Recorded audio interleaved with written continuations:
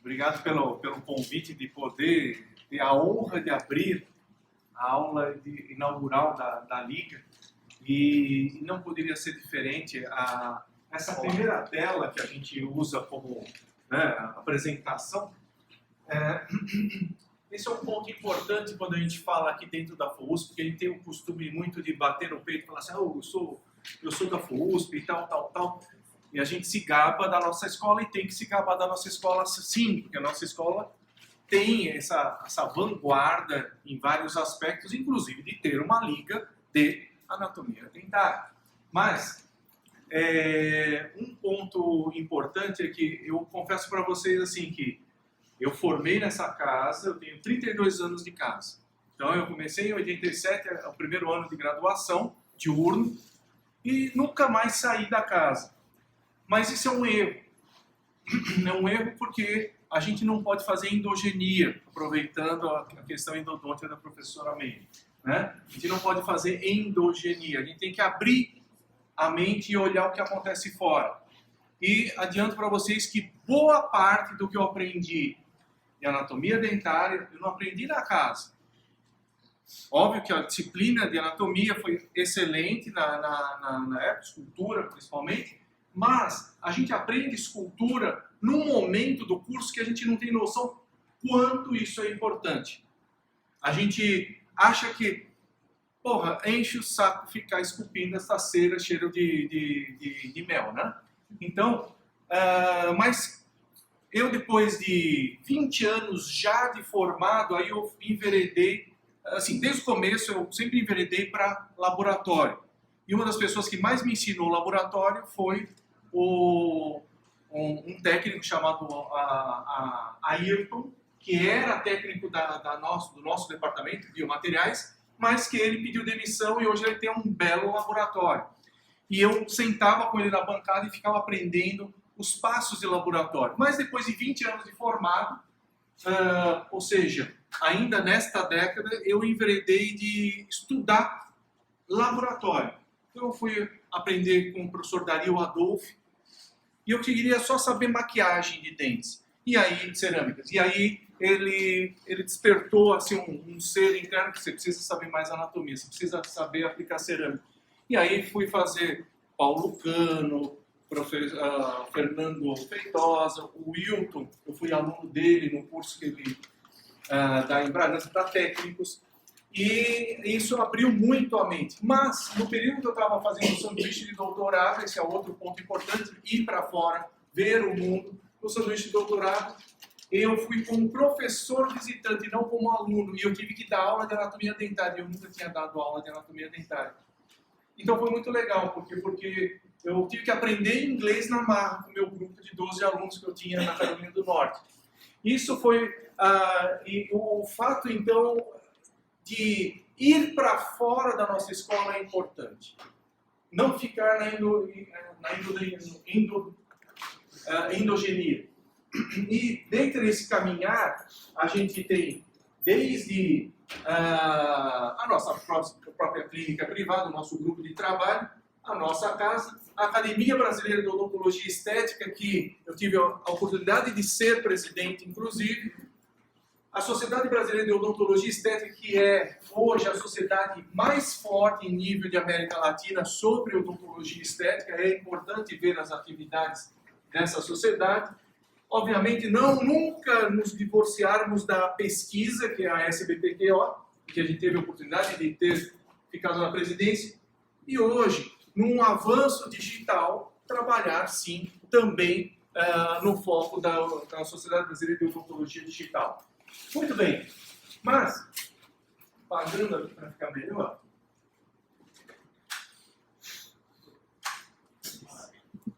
bom, sim.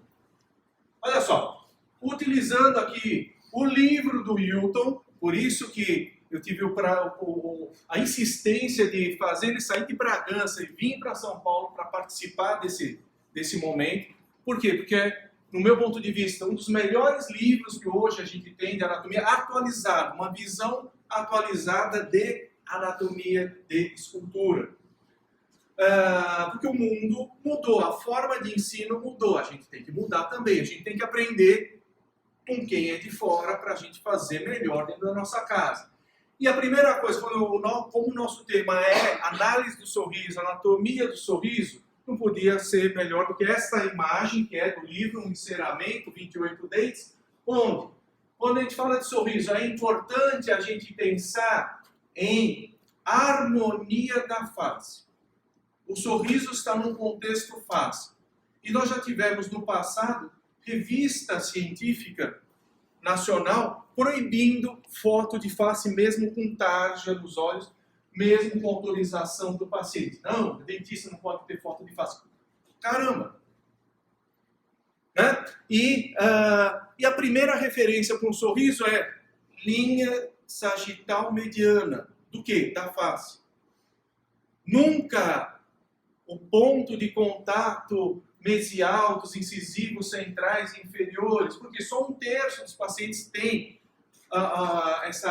esse ponto de contato dos incisivos superiores batendo com os inferiores. Isso tem uma publicação de 1979 do Johnson na Odontia. Tá? Então é importante referência facial. Então se você vai usar uma análise digital, o mais famoso DSD, que é Dental Smile Design, que é cria de 2 egressos da nossa casa, o Christian Kochtman com o Marcelo Calamita.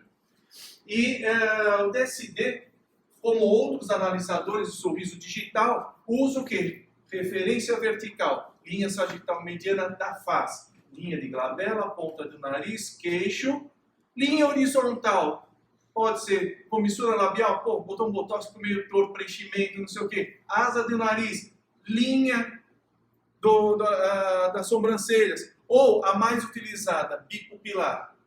Só não pode ser aquele político Nestor Severo que fica meio torto, mas a bipupilar é a melhor referência horizontal, onde a gente vai levar isso para o sorriso. Muito bem, outro ponto importante, a inclinação de longo eixo dos dentes. Vamos pensar lá atrás. Quando a gente vê formação dos dentes, lâmina dura, dental, né? A lâmina dental, e aí ela vai fragmentando, formando os dentes, ela forma de mesial para distal, e aí os dentes têm o quê? Uma ordem de erupção de centrais, laterais, caninos, prés e molares? Não, não é essa a ordem. Os caninos vão ter o quê? Uma erupção tardia. E eles vêm, a gente tem aquela fase do patinho feio, diastemas dentro de incisivos, e aí depois, passado lá na erupção dos caninos, eles vêm o quê? Ganhando inclinação de longo eixo e fechando os diastemas. Olha só, da onde que a gente pode ter na própria formação dos dentes essa inclinação de longo eixo? Que na anatomia dentária a gente identifica o dente ser direito ou esquerdo, uma das referências, a ponta, o ápice radicular, que é o quê? Sempre distal, sempre desviado para distal, porque a erupção tem um vetor sempre de distal para mesial. Daí a gente tem que pensar, todos os dentes têm uma inclinação de longo eixo para mesial. E se a gente não fizer essa inclinação de longo eixo? Fica um sorriso, parece limpa-trilho, né? Que é o ferro lá na frente da locomotiva. Nessa imagem, a gente consegue fazer um resumo de referências de tamanho dos dentes, de relação interdental e intradental. Do lado esquerdo do paciente, nós estamos vendo uma relação interdental de tamanhos. Do lado direito, nós estamos vendo uma relação intradental, longo, comprimento com largura do dente. Então, se a gente olhar esses números cabalísticos aqui, 1,6 para 1 para 0,6, que é a proporção áurea, ou proporção dourada. Esses números, quando recém-formado eu ia para congresso, eu olhava esses números e falava assim, nossa, agora eu vou detonar, vou fazer sorrisos maravilhosos e tal. E aí o que acontecia? Eu chegava perante o meu paciente na minha clínica privada, eu olhava e falava assim, caramba, não estou entendendo. Lá, o professor aplicando, dando aula, era tão fácil, chega na minha clínica e não consigo enxergar isso. Aí é muito simples, porque isso está numa fotografia, é bidimensional. Quando você olha para o seu paciente, é tridimensional. E você não vai estar trabalhando, por exemplo, eu vou trabalhar esse canino, eu fico na posição 12 horas e trabalho o canino. Não. Normalmente a gente vem para uma posição 11 horas e trabalha o canino. Pronto, essa relação falhou. Porque ela é olhando uma fotografia num plano e a gente não tem a consideração da circunferência do sorriso.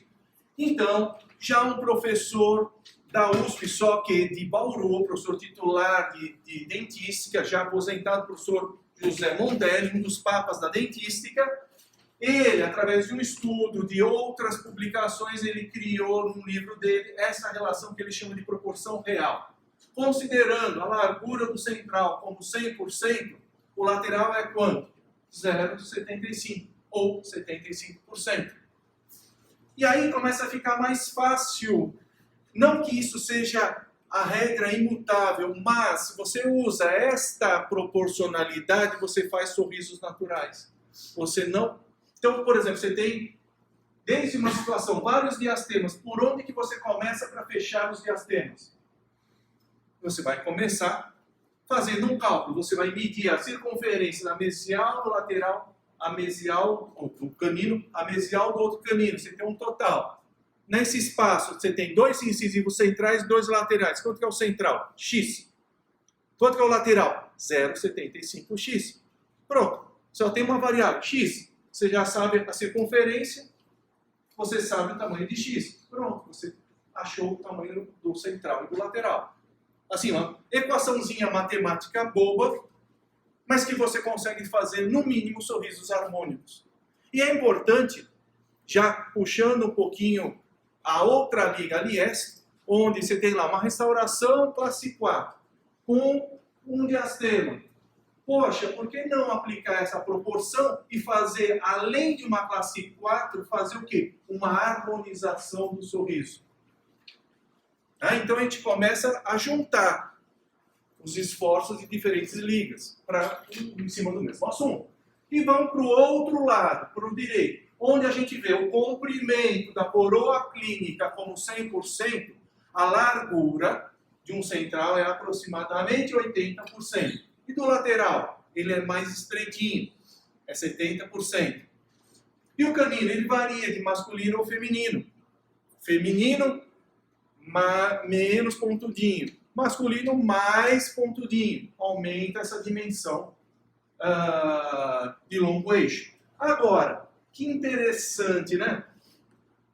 Se a gente levar essas proporções adiante, você nunca mais vai fazer dente quadrado.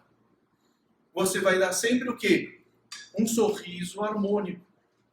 Que é comum de, eu não sei qual que vai ser a altura ideal. Então, tem outras referências que a gente não tem tempo de trabalhar aqui, que é a relação com os tecidos moles. Lábio. Ela está fundando o bordo incisal do superior, está fundando no lábio inferior. Opa, está exagerado. Ou posição de descanso, como? Pronuncia a letra M e termina com relaxamento do labial entreaberto. M. Poxa, eu não estou vendo nada de dente. Tem que aumentar a distância cérvico-incisal. Poxa, está aparecendo dente demais. Depende. Pode ser jovialidade, sinal de jovialidade. Então, nós temos uma série de referências para o sorriso. Esse aqui é um básico que a gente está falando assim só para a gente inaugurar a liga, mas nós vamos ter que ir a fundo dentro da liga para estudar isso com bastante detalhe. Muito bem. Isso faz parte aí de uma publicação que a gente fez aí de um caso clínico, que a gente não vai entrar em detalhes de laminados. E, hoje em dia, a gente tem alguns softwares, por exemplo, esse o Vivo Smile, lançado no ano, esse ano, né? Esse ano que foi? Ano passado, o Vivo Smile, da Ivoclar, onde você com um iPad tira uma foto do paciente e ele vai fazer aí, escolher, eu quero dentes mais ovais, mais triangulares, mais quadrados, e ele vai dar uma ideia para o paciente. Isso já é o quê? Uma banalização da anatomia dentária, mas é um recurso de mostrar para o paciente o que é, de repente, possível de mudar o sorriso dele. Tá? Outro ponto importante, sorriso. Então a gente escuta hoje, a gente que principalmente faz muito laminado hoje, a gente escuta muitos colegas chegarem e falar assim, olha, eu fiz de canino a canino, gabando que fez um caso fantástico, de canino a canino. Bom, tá bom. E como é que ficou o corredor bucal? Isso aqui, ó. Como é que ficou o corredor bucal? Por quê? Se a gente fizer uma lente de contato conservadora, sem desgaste, ou seja, técnica aditiva, o canino, que é a esquina dos dentes, ele ganhou volume. Se ele ganhou volume, peraí, como é que ele está em relação aos outros dentes? Qual que é a amplitude do sorriso? Quando o paciente sorri, ele mostra só de canino a canino? Ele mostra até primeiro pré, até segundo pré. Se você está mudando a cor dos dentes, está deixando mais claros, enlaminados, então você vai ter que levar os laminados até onde o sorriso mostra. E aí, esse aqui é um ponto importante, que o clínico presta muito pouco atenção, mas o técnico de laboratório presta muita atenção, que é o paralelismo das faces vestibulares. Então, se você deu volume no canino, você dá sombra para os pré-molares. Você tem que trazer os pré-molares. Se você tem uma lesão cervical não cariosa, com retração, nós temos a divisão de 3/3. E você vai ter a bossa no terço mais cervical, no superior. E aí, nesta brincadeira, o que você fez? O dente ficou mais comprido.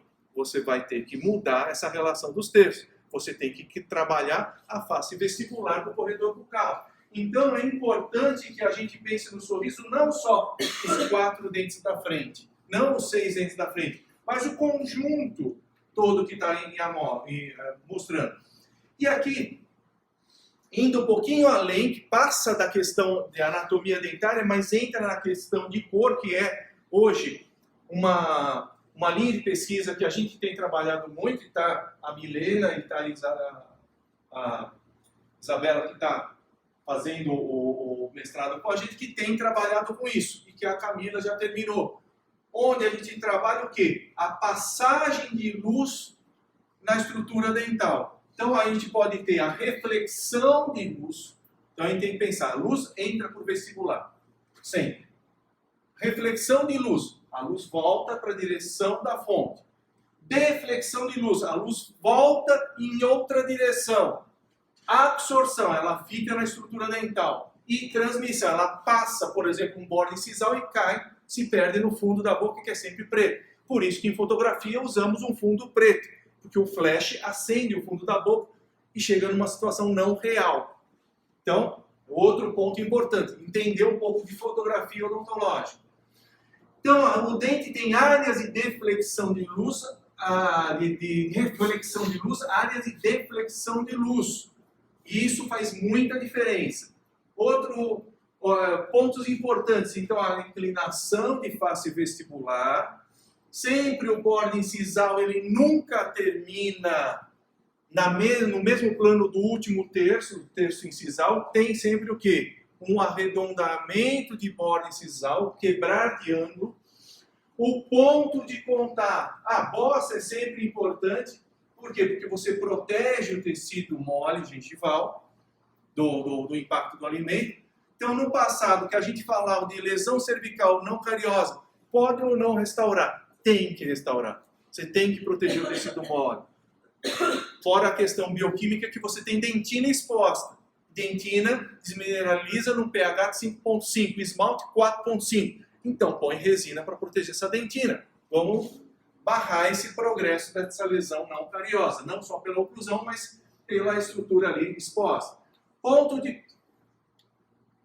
de contato interproximal.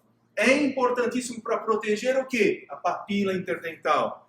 Mas é importante quando a gente já tem uma perda de papila aqui, qual é a posição desse ponto? Então tem lá o Turner, 1992, na periodontia, mostrou que a distância do ponto de contato até a crista óssea, ou seja, precisa de radiografia sempre. Então isso que a gente faz na faculdade, de radiografar todos os pacientes para começar a clínica, tem que ser regra na vida privada de vocês. Não é uma questão acadêmica, é uma questão de fazer uma odontologia decente. Saber onde está a crista óssea. E o ponto de contato não pode estar mais que 5 ou 6 milímetros da crista óssea. Do contrário, perde papila. Aqui, se você tem uma recessão já, você cria o quê? Uma área de contato proximal que passa a contar os 5 a 6 milímetros o quê? Da sua região mais cervical. Olha quanto detalhe interessante que a gente tem que pensar em anatomia. Pontos de contato sempre progressivamente mais cervicais. Por quê? Porque as ameias incisais vão se tornando mais abertas. E a meia incisal? Ela é importante existir. Imagina a meia incisal fechadinha, ângulo reto. Qual que é a sensação que a gente tem? Dentes velhos, desgastados. A existência da meia incisal, ela dá o quê? Jovialidade para o sorriso. E o que mais nós precisamos? Pacientes que têm, por exemplo, a minha idade, 50 anos, querem o quê? Parecer jovem, tio Suquita, né? Então tem que fazer o quê? Reconstrução do sorriso. Como? Abrindo as ameias incisais. Reconstruindo o bordo incisal, que o desgraçado gastou, né? Comendo. E aí cria o quê? As ameias incisais. Deixa o quê? O sorriso jovial. Muito bem. Passando aqui. Ameias vestibulares. Nossa, existe eu só lembrava das ameias gengivais e das ameias incisais. Opa, ameia vestibular. Essa invaginação que nós temos na circunferência do sorriso. Ela dá o quê? A naturalidade para o sorriso. Vocês já escutaram cursos fora da nossa casa? Ou de vez em quando a gente convida uns doidos aí para dar aula, que falam assim, ó, faz laminado sem preparo. Tá bom, beleza, faz laminado sem preparo. Tá bom, e como é que o ceramista vai fazer com que a cerâmica entre aqui? Se não tem preparo, a meia, obviamente, ficou o quê? Mais fechada. Se a meia ficou mais fechada, ela ficou o sorriso de alguns artistas globais, artificial. Por quê? Ficou um sorriso que a gente vulgarmente chama de sorriso de piano. Por quê? Não tem invaginação entre as teclas brancas, que ainda usou o quê? Cerâmica louça Deca, né? Nós, como somos mais pobrinhos, né? Não é celite, mas tudo bem. Mas é importante que a gente pense, poxa, se eu, como cirurgião dentista, não criei espaço de preparo para cerâmica, como que o ceramista consegue fazer um sorriso natural? Ele só tem uma forma, espessar a cerâmica. E aí fica grosseiro o trabalho. E aí você fala assim, pô, o ceramista não é bom. Não, quem não é bom é você, que não preparou direito. Mas para você preparar direito, você tem que entender a anatomia dentária. Se você não entender a anatomia dentária, você não sabe preparar. Porque você não sabe como que o ceramista vai chegar naquele resultado. Muito bem. Isso aqui é importante. Olha só. Esta área que nós estamos vendo entre as linhas verde, amarela e vermelha é a área de reflexão de luz. É a área plana da superfície vestibular, que é extremamente importante. Vamos fazer um paralelo. Arquitetura. Hoje, os designers de interior, como é que eles fazem com que os apartamentos super grandes de São Paulo, novos, pareçam grandes? Espelho, reflexão de luz, paredes brancas. Né? Então, aquele apartamento menor de São Paulo, novo, na frente da GV, de 10 metros quadrados, o super apartamento, você precisa o quê? Botar espelho até no teto para achar que você cabe. Né? Então, o que nós estamos fazendo? Aumentou a área de espelho, de reflexão de luz, aumentou o dente.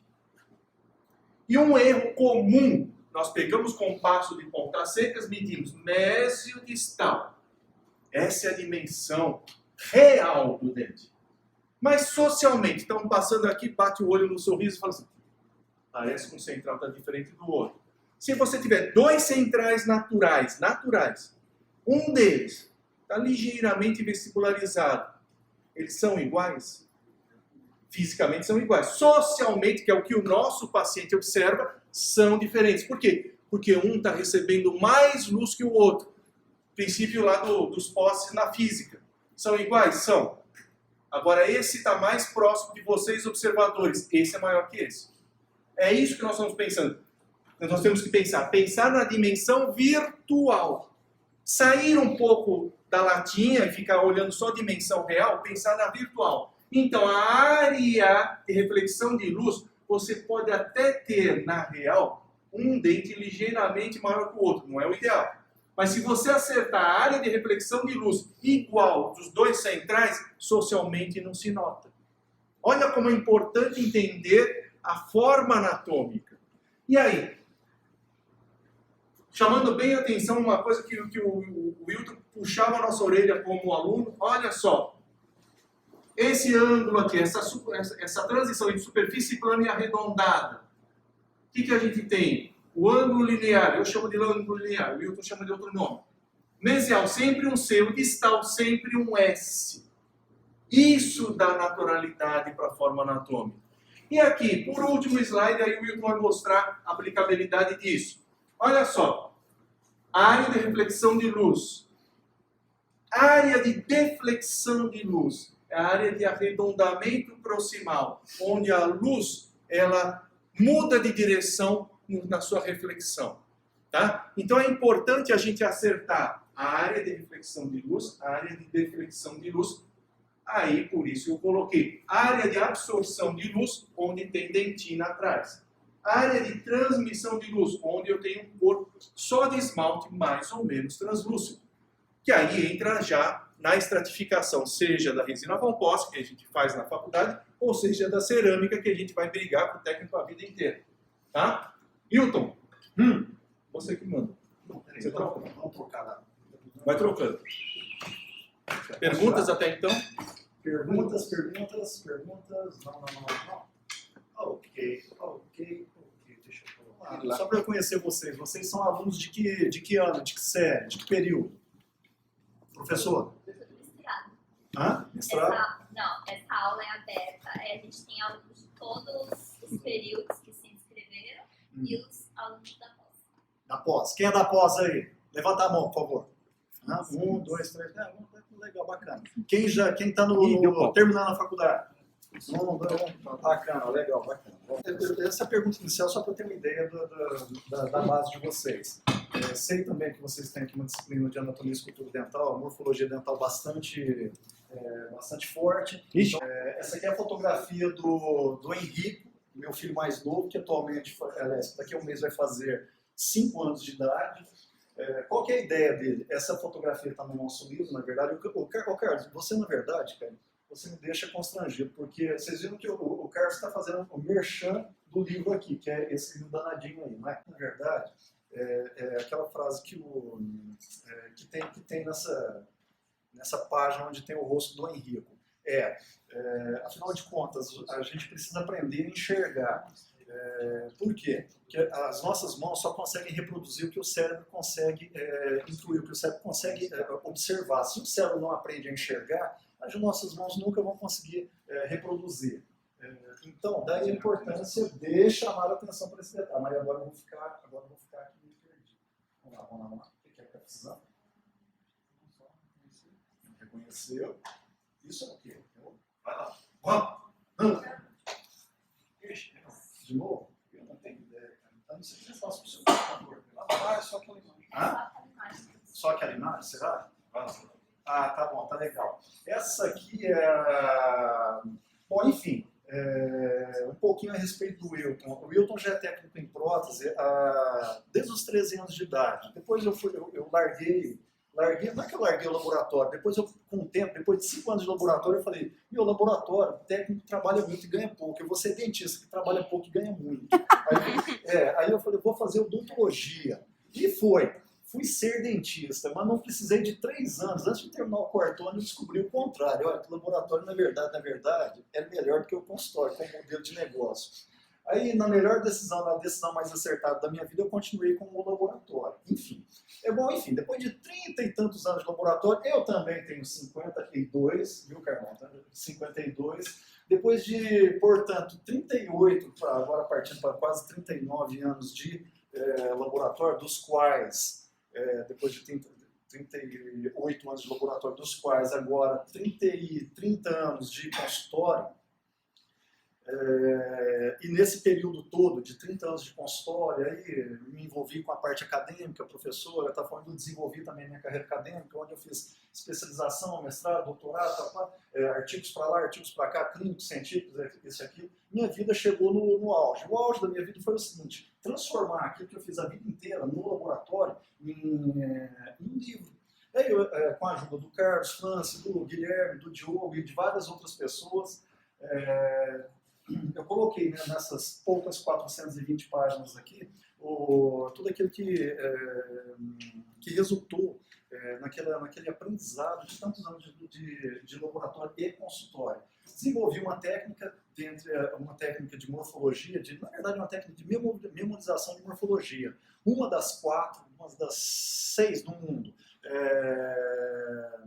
Peter Thomas, Dieter Schultz, Piacentini, Paulo Cano, Hilton Riquelme, e tem mais um que eu esqueci agora. Bom, enfim.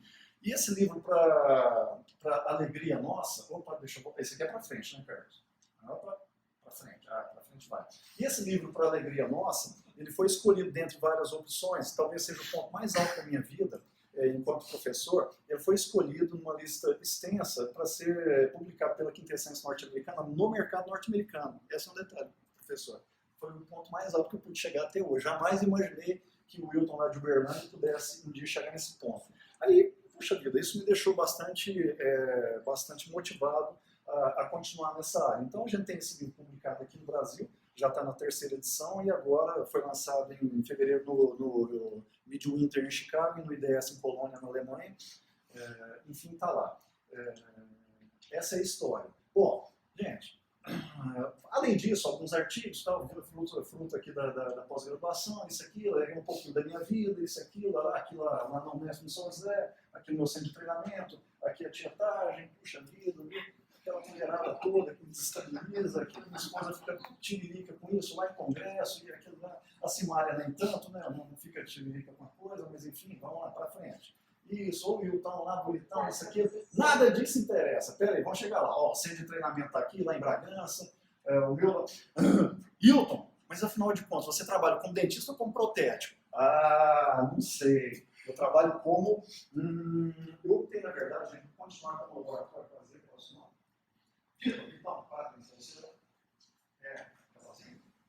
Você não deixa assim, né? Coisa mais linda do mundo, só.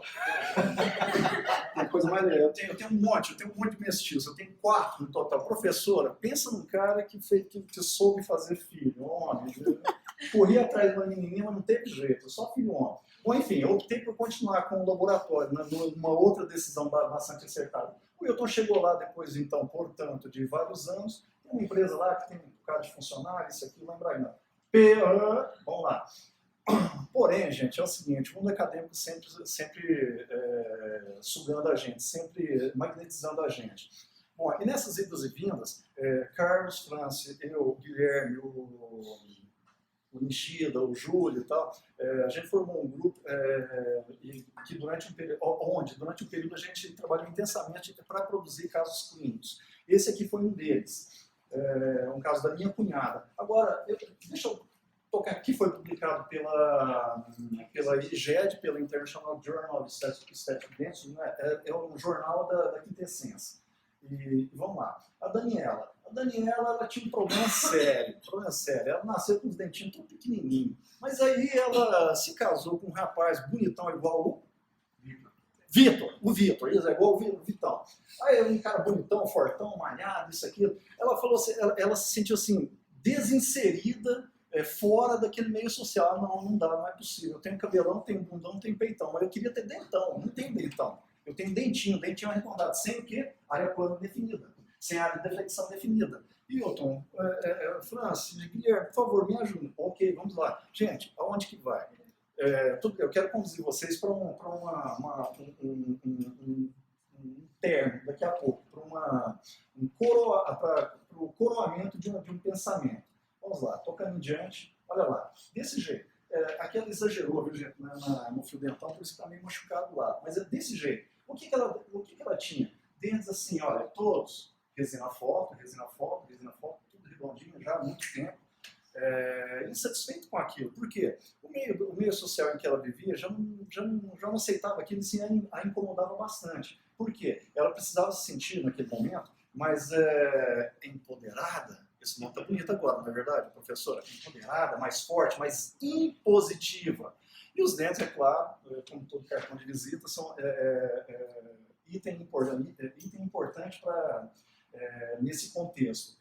Milton, e aí? Ué, e aí? Vamos fazer isso, né, então. Vejam só, ensinamento diagnóstico, mock-up, enfim, preparo. Lembra daquilo que o Carlão falou para você, gente? Se a gente não fizer preparo, aqui nos proximais, a gente não consegue terminação, a gente não consegue definir a área plana e a área de reflexão. A área de reflexão é a área de reflexão. Mínimo, sim, mas é necessário um ligeiro preparo, não só aqui nas proximais, mas na cervical também, com quase nada de redução incisal. Vejam só. Depois disso, qual caminho adotar? Qual caminho adotar? Manual ou digital? Posso fechar essa porta aqui, turma? Só um pouquinho. Um pouquinho, uma frestinha só assim, ó. Você, qual é o seu nome? Essa frestinha aqui é o suficiente para todo voyeur, não é verdade? É verdade, né? É isso aí. Qual caminho adotar? Manual ou digital? Qual, Carlos?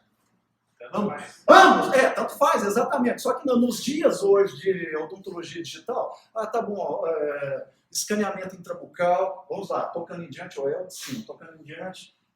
Escaneamento dos preparos, escaneamento do enceramento diagnóstico, nem precisava, afinal de contas já tem bibliotecas nos softwares de desenho, não é verdade, Vitão? Vitor, o que você conhece de bibliotecas? Você não conhece ainda?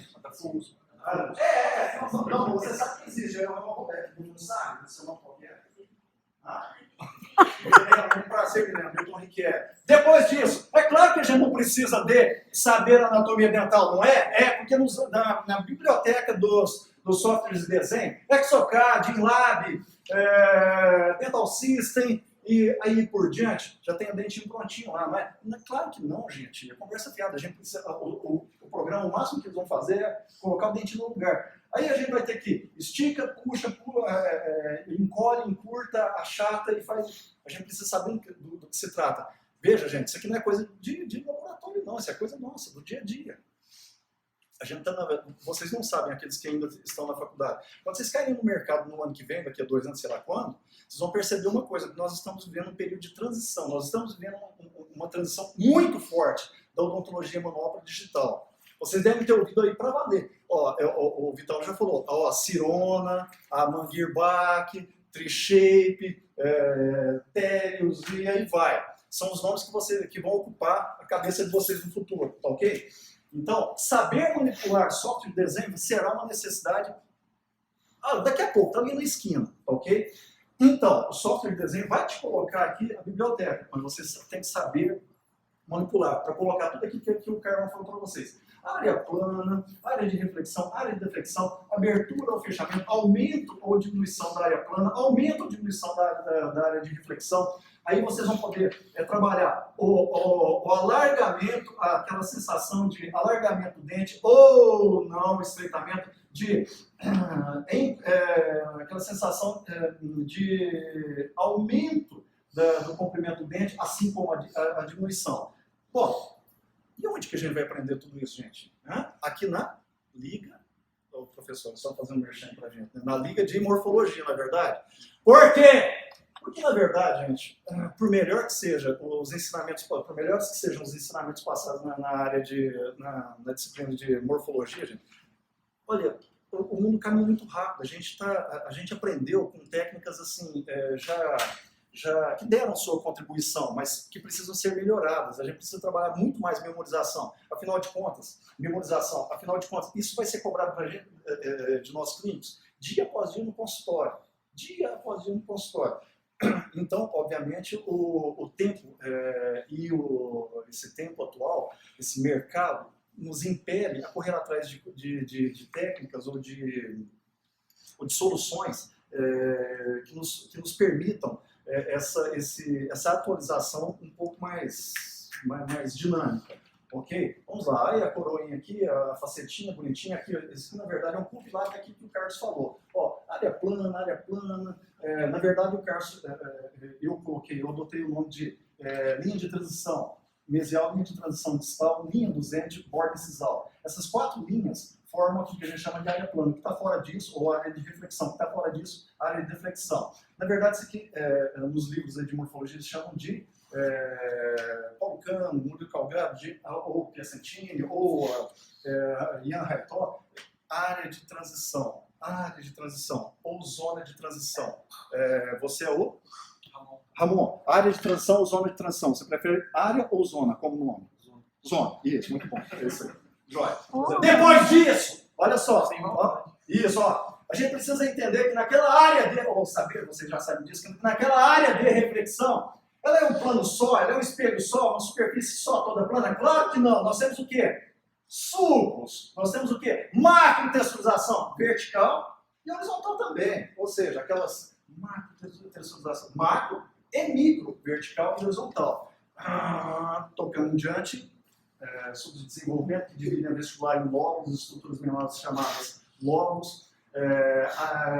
Macrotexturização horizontal, que há um tempo atrás eu chamava de periquimáceas. Eu decidi abolir esse nome, porque periquimáceas define 3 coisas na literatura geral, desde microtexturização horizontal até estrutura interna do esmalte. Então, como é consenso, eu deixei de usar o nome periquimácea, ok? Claro, aqui um compêndio de tudo aquilo que a gente falou. Vejam só, gente, ó, vocês conseguem enxergar? Carlos, cadê o... Não tem um contador aqui, né? É o primeiro. Hã? Tá bom. É uma porta? Não. Cadê?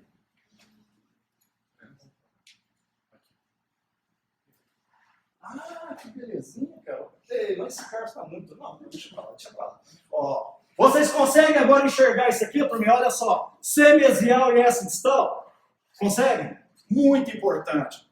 Nós vamos mostrar para vocês e nós vamos fazer um mergulho nesse assunto. Depois, olha só, eu acabei de falar de tecnologia, não é? Vocês vão muito ouvir falar disso aqui, são os bloquinhos de silicato, os bloquinhos de vitrocerâmicas aí. Na verdade, é a bola da vez na odontologia estética. Tocando em diante, aí a maquinazinha funcionando, cadê? Isso, não funcionou, mas também não precisava daquele vídeo. Gente, olha, para fazer isso aqui, texturização, a gente precisa saber do que se trata. Onde é que a gente vai buscar esse conhecimento? Nos livros, aí na internet, vai. Qual é o nome disso aqui mesmo, gente? Ô, Victor, suco de desenvolvimento, né? Suco de desenvolvimento mesial, distal, que divide o vestibular em 3 estruturas menores, chamadas lóbulos, mesial, central e distal, não é verdade? Ok. Depois disso, técnica exatamente igual àquela que nós usamos no laboratório. Definição de macrotexturização vertical, macrotexturização e microtexturização horizontal. Microtexturização horizontal. Estrias ou ranhuras. Okay. Depois, as estrias de rétios, que é a microtexturização, ou também confundida muitas vezes com periquimáceas. As estrias de rétios, que são as microtexturizações horizontais.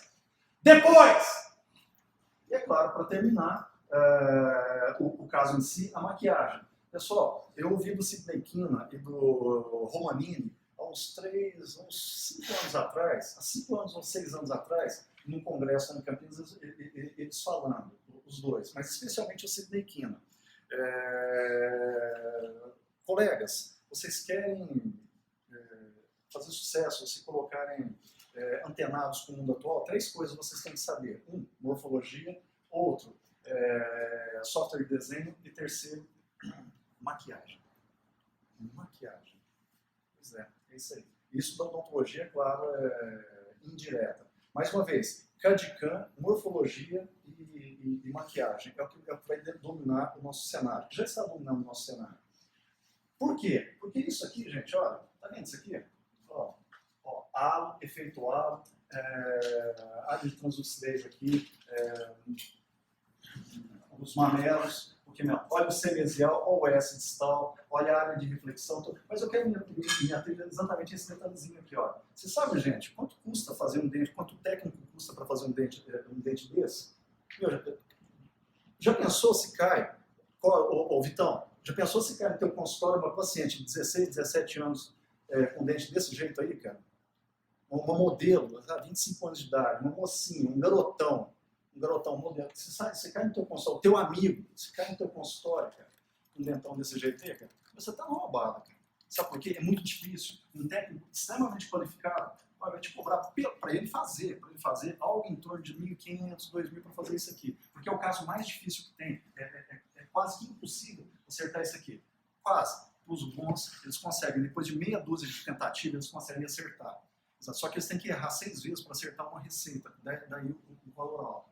Isso aqui, gente, é por isso que eu falo e acho que esse tipo de caso, que é um caso extremamente artesanal, a solução dele é extremamente artesanal, e vai se transformar cada vez mais em nicho de mercado. Isso aqui é só para poucos, porque para casos específicos, porque o grosso mesmo do mercado vai ser ocupado por aqueles maquiados feitos de forma indireta no consultório ou no laboratório, e maquiados, ok? Eles são bonitos? Não, esses aqui são melhores. Deixa eu passar aqui para frente, vocês vão entender. Esse aqui, ó. Esse aqui indireto. Os maquiados são tão bonitos quanto esses aqui estratificados? Não. Não são. Esses aqui são mais bonitos. Mas é o que temos para o momento. Por quê? O mercado brasileiro está caminhando para esse tipo de solução. Não esse aqui, para aquele outro tipo de solução. Onde a gente consegue agregar produção com resultado satisfatório. Mas isso aqui é nicho de mercado. Está e vai se transformar cada vez mais em nicho de mercado.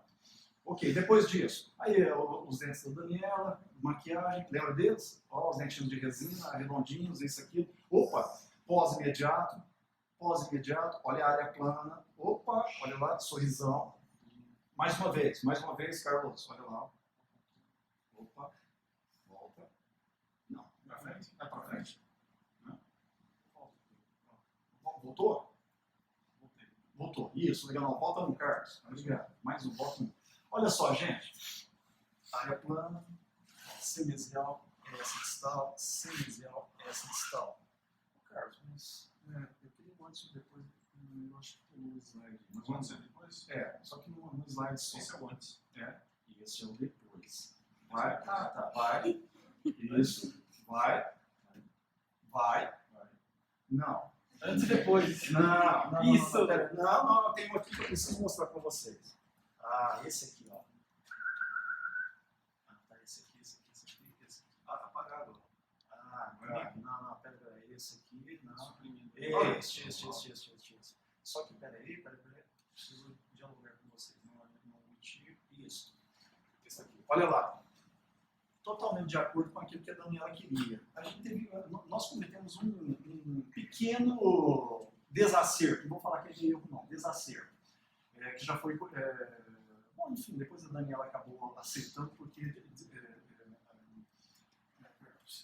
um para frente e um para trás, não vai dar. Porque a gente acabou acertando aquilo que ela mais queria, então boa. Mas olha só, cadê a área plana aqui? Não tem, tudo arredondado. Cadê aquele empoderamento? Não tinha, aqui tem. Por quê? Porque o dente fica um pouco mais agressivo.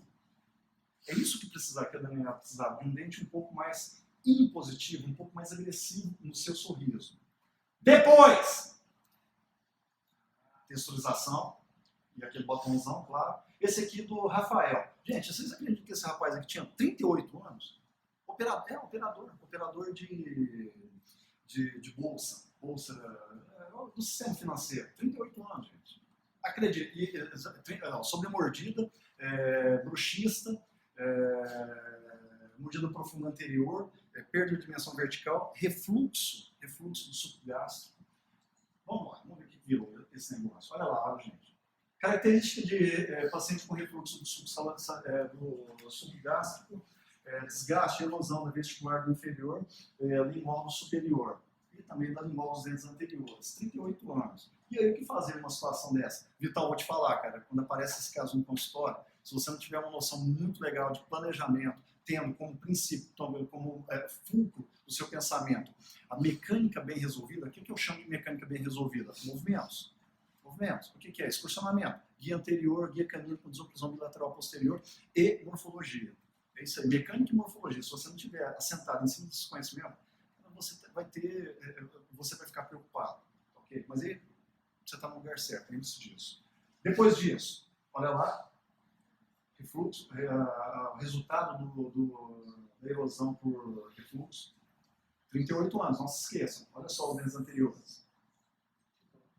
Legal, né? Que bacana, né, cara? Pois é. Olha só, tirando as bolhas, professora May. Olha só. Vamos lá, olha o que é final de contas. Bom, enfim.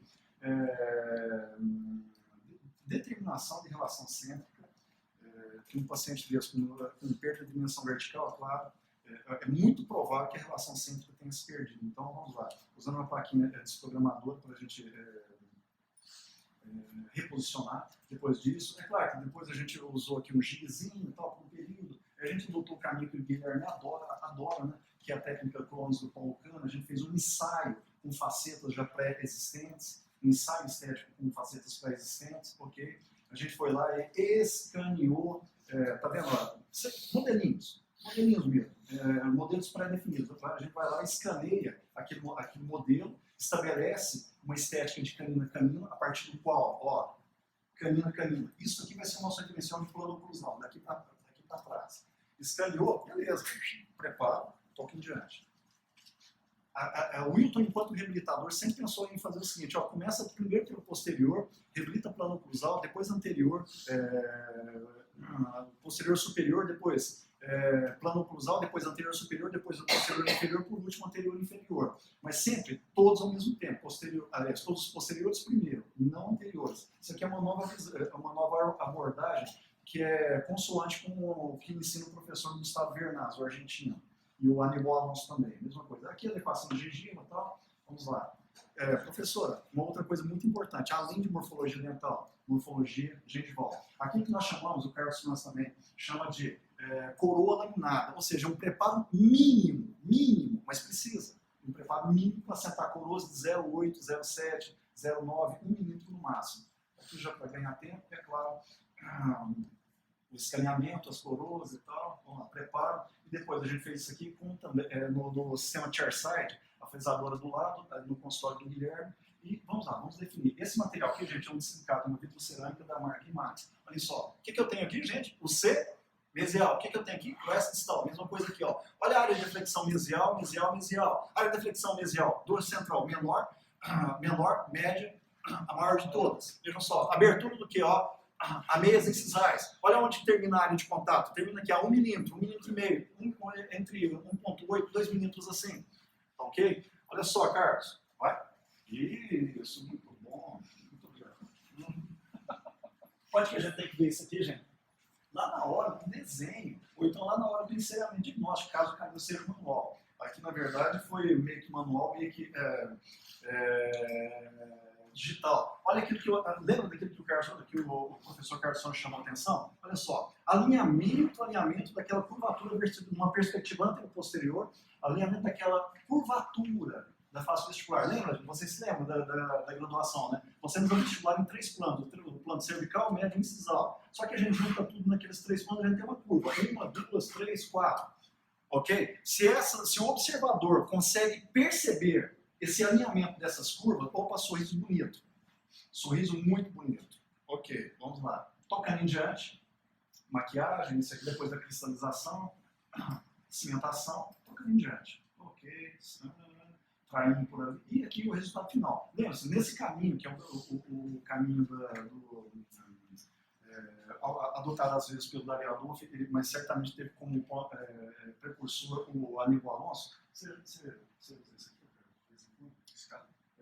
Não, assim, primeiro de canino a canino, para depois fazer o resto da de reabilitação. Bacana. Foi a primeira vez que eu fiz isso aqui na minha vida. Tocando em diante. Ok. Um outro método para determinação de morfologia, a gente usou aquilo que chamamos de biocópia, ou duplo escaneamento. Na verdade, gente, essa morfologia aqui é de uma pessoa, de uma outra pessoa. A gente simplesmente copiou a morfologia de outra pessoa e colocou naquele paciente. Tocando em diante. Basta copiar que está tudo certo, não é? Legal, bacana. Escaneou bonitinho o encerramento de um biocópio, tocando em diante. Coroas laminadas, preparo para coroas laminadas. Hilton, só que é o seguinte, depois da fresadora, a fresadora trabalha com brocas de 0,3 0,6, 0,3, 0,5, 0,6, 1 milímetro. Mas essa aqui, por um acaso, trabalha com bróquias com ponta de 1 milímetro. Ponta de 1 milímetro não consegue fazer todo o sulcamento. O que precisa, gente? A gente ir lá no motorzinho e desgastar e melhorar aquela morfologia. E onde que a gente vai aprender isso aqui? Aqui na Liga de Morfologia, não é verdade, professor? Isso. E a gente vai, na verdade, pescar, pensar na nossa memória o que é necessário fazer. É por isso que esse livro encontrou espaço, porque eu trabalho bastante neurolinguística e técnicas de memorização para a gente não se esquecer, portanto, aquilo que tem que ser feito. Olha aqui, ó, é o garotinho correndo. Vocês conseguem enxergar aqui a figura de um pescocinho aqui, braço, perna. Aqui tem um garotinho correndo. Ó, o Y aqui, um sorrisinho aqui, e vai. Se um dia vocês tiverem curiosidade, vocês vão gostar do que vão ver. Ó, a delimitação de mesoclusal, mesma coisa, macrotexturização horizontal, aqui o cofrinho, é cofrinho mesmo, vocês vão entender por quê. É que eu não tenho tempo para passar o inteiro, mas o cofrinho é isso mesmo que vocês pensaram. Na verdade, é uma fóssula vestibular. Quais são os dentes que têm fóssula vestibular? Molares inferiores. Acabou. Só isso. Depois disso, passando, bom, enfim, cimentação. Olha só, gente. Você molda isso aqui, parece dente natural. Mas é dente natural, porque foi cópia de dente natural. Só que o Milton veio lá e deu uma melhoradinha na mão, para ficar um pouco mais natural, ou para aqueles sulcos principais e secundários ficarem um pouco mais naturais, por conta de uma limitação técnica ainda atual. Ok? Professor, Fala! a gente só tem mais 5 minutos. Desculpa, estou terminando então. Só mais 5 minutos? Que Ele pena. vai ter aula aqui. Ok, legal. Estou caindo em diante. Continuação do caso. Deixa eu só terminar esse caso aqui então. Pronto, era o que eu tinha também. Eu tinha mais um, mas não precisa. Olha só. Depois dos anteriores, posteriores. De novo, Carlos. Eita, bateria fraca. Vai dar para terminar. Claro! Gente, tudo isso tem um ponto de partida. Qual é o ponto de partida, professor Mendes?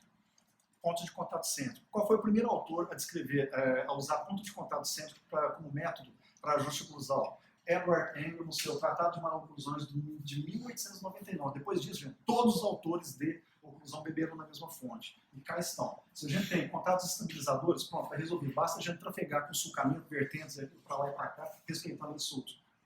Garantido sucesso. Depois disso, terminando.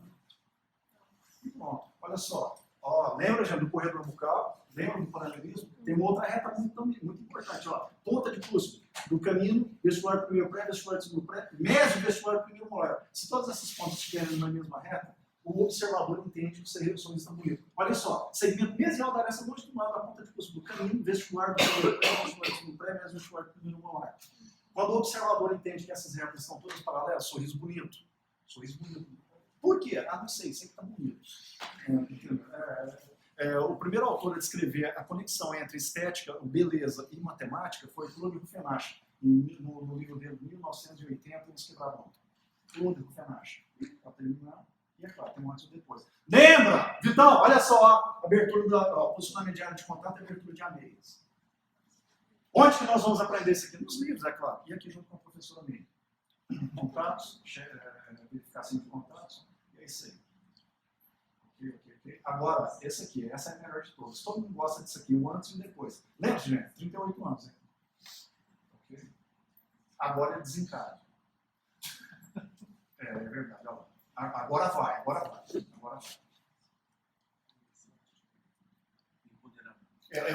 Aqui no caso masculino, né? É o empoderamento do Rafael. Ele nasceu de novo. E ele gostou, porque ele aparou a barba.